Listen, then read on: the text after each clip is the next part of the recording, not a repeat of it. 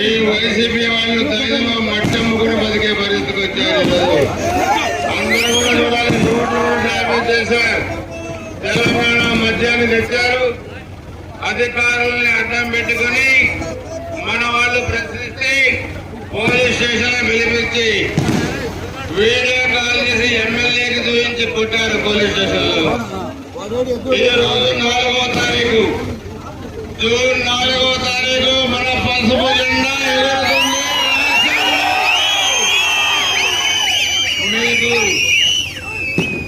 మీకు scene repeat అయితే గుర్తుపెట్టుకోండి. ఎవరైతే మమ్మల్ని ఇబ్బంది పెట్టారో సీన్ రిపీట్ అయితే దీనికి వత్తాసు పలికిన అధికారులు భారీ మూల్యం చెల్లిస్తారు. గుర్తుపెట్టుకోండి.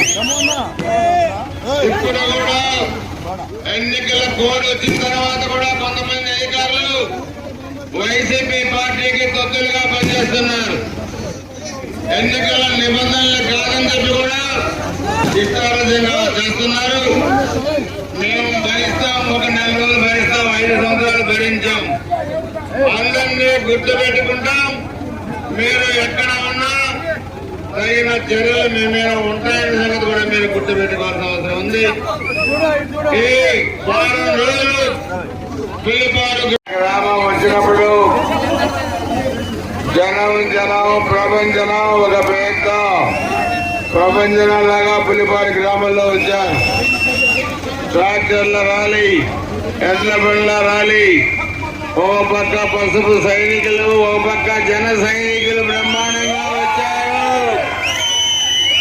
ఈ గ్రామం తెలుగుదేశం పార్టీకి అడ్డ.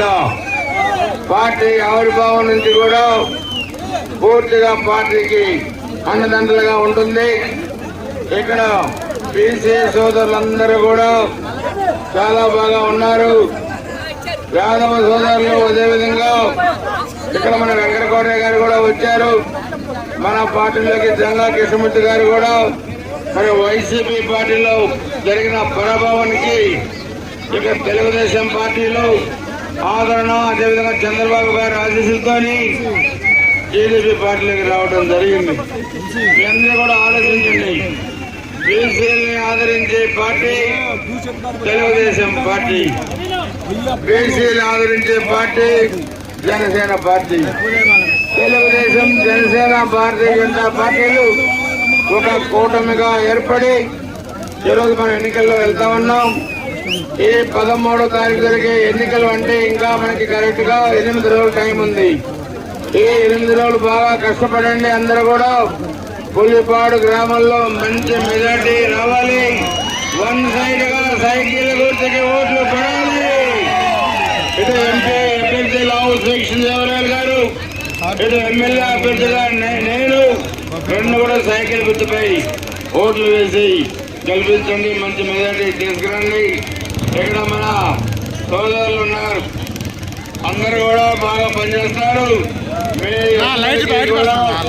న్యాయం చేసే బాధ్యతను మన ప్రభుత్వం తీసుకుంటుందని చెప్పి కూడా మీ అందరూ కూడా తెలియజేసుకుంటూ అందరి దగ్గర సెలవు తీసుకుంటున్నాను. జై హింద్, జై తెలుగుదేశం, జై జనసేన.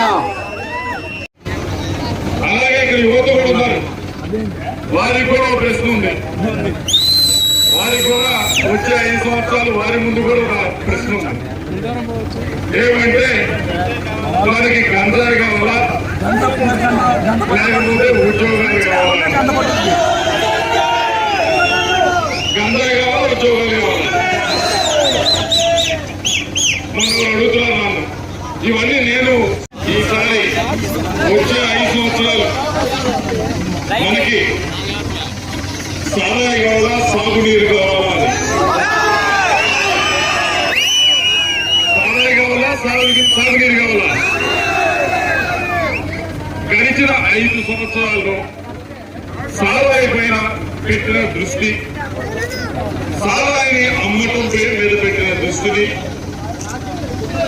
సారాయి బ్రాండ్ నేమ్స్ కొత్త సృష్టించడంలో పెట్టిన దృష్టిని, దాంట్లో 10% సమయాన్ని సాగునీటి సమస్యలపై పెట్టుంటే ఈ రోజు కుడి కాలంలో, సాగర్ కుడి కాలంలో దాని కింద సాగు చేస్తున్న రైతులు ఈసారి ఇన్ని ఇబ్బందులు పడాల్సిన అవసరం లేదు.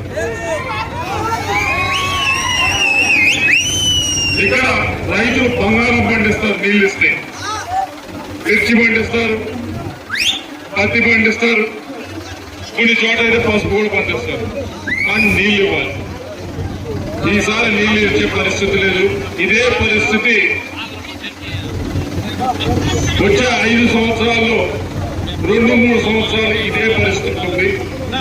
ఆ పరిస్థితి మారాలి అంటే ఇప్పుడున్న పరిస్థితి